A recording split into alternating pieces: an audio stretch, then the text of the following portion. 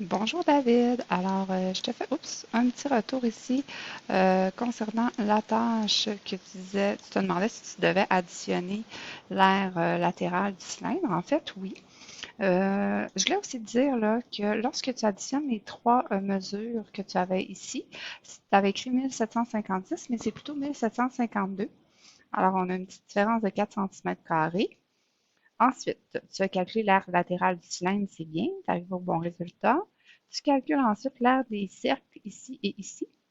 Et là, tu as fait x2 parce que oui, ils sont identiques, ça donne la bonne réponse, mais tu es allé soustraire ces cercles-là à l'aire latérale. Mais en fait, ils sont déjà pas dans l'aire latérale. Parce qu'on se rappelle que l'aire latérale, c'est vraiment le tour, là, dans le fond.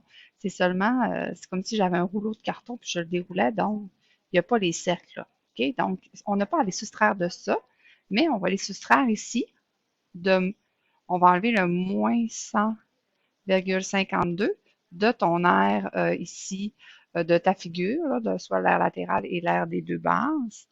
Et aussi, pourquoi tu vas me dire ouais, que je le soustrais de là ou de l'autre, ça fonctionne. Ça aurait pu arriver au bon résultat, mais tu as écrit moins ici. OK? Donc, en fait, on va prendre le 1756.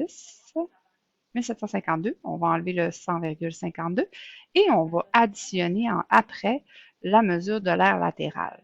OK? Alors, cette opération-là ne sera pas là. Il va y avoir un plus, puis ça va être plus le 552. Et ici, ce ne sera pas 1756, ça va être un peu moins. Avec ça, tu vas arriver avec la bonne réponse. Puis, n'oublie pas hein, que lorsque tu écris ta réponse, c'est important que ce soit une virgule et non un point. Alors, je te laisse là-dessus. Bonne fin de journée.